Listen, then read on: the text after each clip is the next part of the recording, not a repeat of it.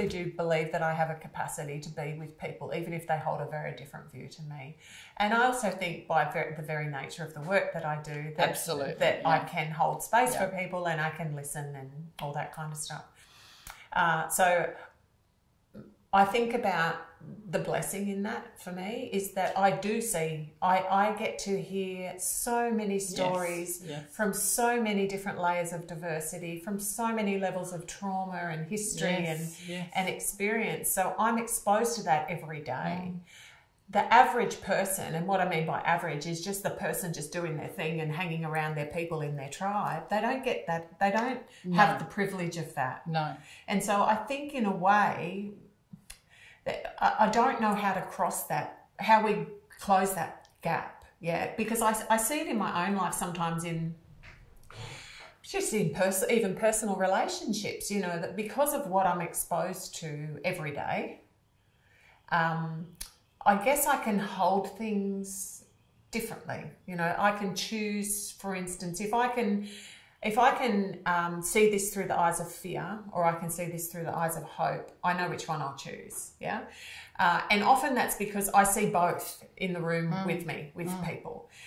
And I think for many people, most people who don't have the privilege of the work that I do, they don't get access to that. And so I can understand in a way why it is that people get a little bit like, and not only like their perspective and really rigid in their perspective, but also kind of like stuck in,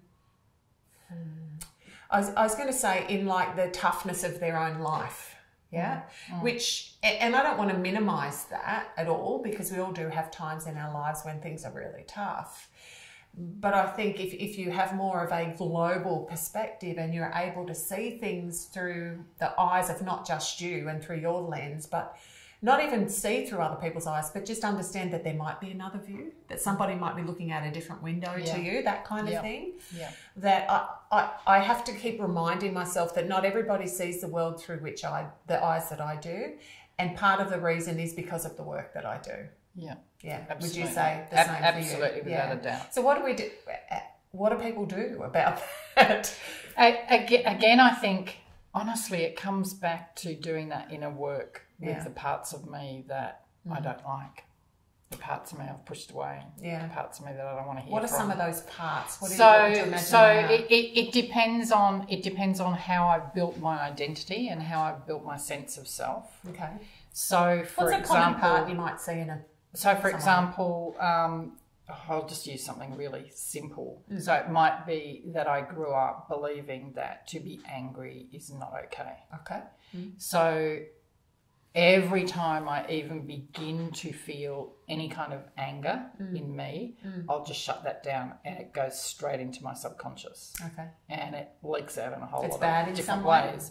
Well, I think that it pushing away, particularly an emotion, but a part of ourselves, it doesn't stay suppressed. It doesn't stay out of sight. It kind of will start to leak out. It'll start to sabotage. So that might be the person that is never angry but has a complete meltdown at some point, which not only scares the person themselves but everybody around them, because I haven't been processing that emotion or processing that part of me.